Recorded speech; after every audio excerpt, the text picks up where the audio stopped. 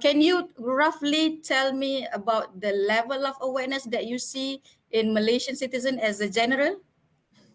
Yeah, so this topic of discussion is very dearful to me because many people who knows me that I always talk about in Malaysia we are still very much lacking of autism awareness, right? So many people in the community still do not know what are the autism characteristics, traits, and the behavior of an autistic person. So especially, I can give you an example. If I were to bring my child out to a shopping mall, for example, right, and suddenly my child just throw tantrum, roll on the floor, and start screaming and things like that, then the normal public perception within the shopping mall is that, why is this child throwing tantrum, and why is the parents not teaching this child properly, or in Malay we call it kenapa anak ini nakal, right? Actually, the truth behind it is that they did not understand that actually this child has autism, right? In the eyes of the autism, basically, these are the characteristics of child who just simply throw tantrum because they are affected by environment. So environment means could be loud noises, things that annoys them, or run around and just try to get things that they wanted. But for many people, in their eyes, is that they think that this children is just naughty, right? And their parents are not teaching them well. So we are still getting this gazing eyes, as I call it, from the looking at our child and said, why is this child behaving like that? Why doesn't the parents control them or teach them properly and ensure that they behave in public? But then you can't teach actually proper manners to the autistic child because they can't control themselves. They themselves cannot control their own emotions. They can't control their tone of voice and things like that. They just need to let out their emotions by any means of the way they can express themselves. So because autistic children, most of them can't express themselves well. They are not really well versed in communication verbally and so on, right? They can communicate is by screaming, by rolling on the floor, or other behavior that people think that they're naughty, but they're actually. So it's not a sign of nakal or maybe tak cukup ajar. Some parents are very skeptical. Also, because there are wide range can you share with us some of the symptoms for very mild autism? Maybe a lot of people mislook this. Well, actually, you see, I wouldn't call it mild autism. I mean, yes, you can call it mild autism, but even if mild autism, they look as normal as anyone else, right? So they look as normal as anyone else. They can go to school, they can study. It's just certain things that maybe they will do things repetitively, or sometimes they want to express themselves in a different way. They cannot express themselves in proper sentences and things like that. But there are a lot of autistic people out which are pretty much normal. Famous people like Bill Gates. Bill Gates is actually a person with autism, but you see how successful Bill Gates is, right?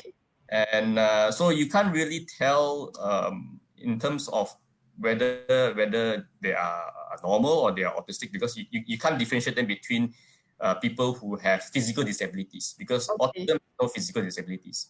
It's to the brain functions and so forth happening internally in their own body. Okay. As an onlookers if let's say we are seeing people, kids throwing tantrum, so we don't want to be judgmental very quickly. So one of the things that we can look for is maybe the uncontrollable tantrum. Can you share some other things, maybe one or two other symptoms that that explain the condition of the child? Sorry, I didn't quite catch your question. Can you just repeat that? Okay. Sometimes we are seeing as an onlookers, as an outsider, for example, we're seeing a child with tantrums. Okay, so not to be quickly judgmental towards the parents and all. We can consider tantrums is one of the things as a symptoms of the children, because they are not able to express their emotion, right? So aside from tantrums, can you share with us one or two things? aside from tantrums? Maybe Yeah, so repetitive basically, movement. the other thing is that normally they don't really socialize with people, right? So they like Okay. to play on their own, or sometimes maybe they talk to themselves, and people think that no, kenapa anak ni cerita dengan diri sendiri. People think that they might be crazy, right? But they're not. They're just the way they are. So they talk to themselves. They play with their own. They're not able to socialize with the other peers, or even the Okay. other adults or children.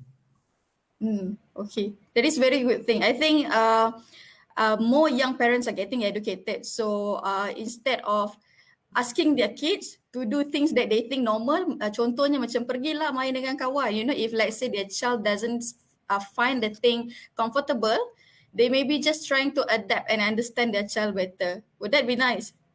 Yeah, correct. So I think especially if somebody sees a child throwing tantrum in a shopping mall, for example, Uh-huh. maybe for a start, don't give them that stare, that gazing stare, or that annoyed stare to the children without understanding what is the reason behind it. Okay. I guess more and more parents now are trying to be more aware of what's happening with a child. Just this morning, I received a call from my friend. Uh-huh. He said that hey, Julian, I know you are now involved in NASOM and this Autism Society. So he said, I have a friend who actually he has a colleague. He has a colleague where he said he has a 2-year-old boy, and they have suspicious of him having autism. So Okay. they really know where to find help, and where to get proper diagnostics and so on. So you see, when I mentioned about lacking of awareness, the people still do not know where to find help, right? Means Okay. it's not very common things that happen in the day to day, that people can just go and say, hey, oh, I know where to find help for autism. I know where the doctor is and which doctor I have to go to, and things like that. So I said, can you help me recommend me a doctor, or screening and diagnosis for this child? Mm-hmm. Yeah, sure. We have the resources. Of course, we will share you all the information. NASOM itself has actually a screening and diagnostic assessment at our center in Setia Alam, right? Okay.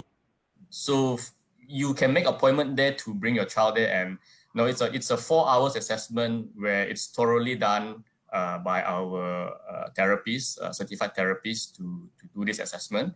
And by the end of that, they'll probably provide you a report. So the report is basically will tell you whether your child has autism or your child doesn't have autism, right?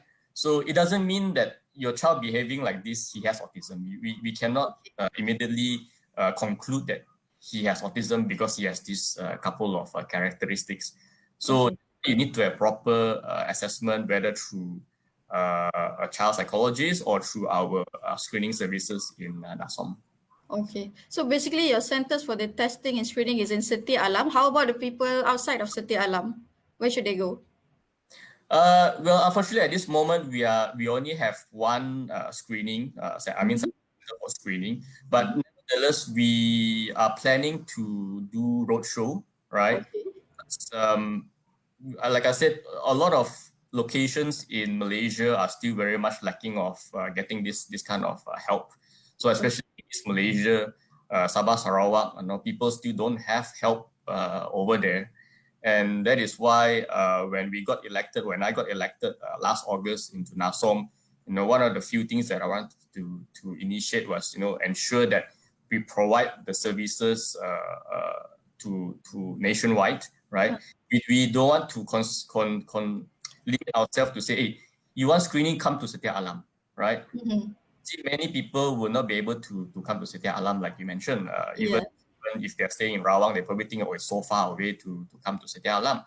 So we wanted to do a roadshow where it covers, major cities in Malaysia, East Malaysia, where we will send our therapists there to conduct this assessment, uh, Okay. and provide this kind of service to everywhere. So that is in the plan. But now because of MCO, nobody can travel. So that plan temporarily have to be put on hold at this point of time. But once travel restriction is lifted, then we will probably initiate that road. Continue lah. Yeah, that is great. So for everyone out there who are looking to get some assessment or advice or some knowledge, you can go to Nasum's website and search for their therapists. So you can get a lot of information from their website and also from the upcoming roadshow. If let's say once MCO is lifted, you can be joining the activities.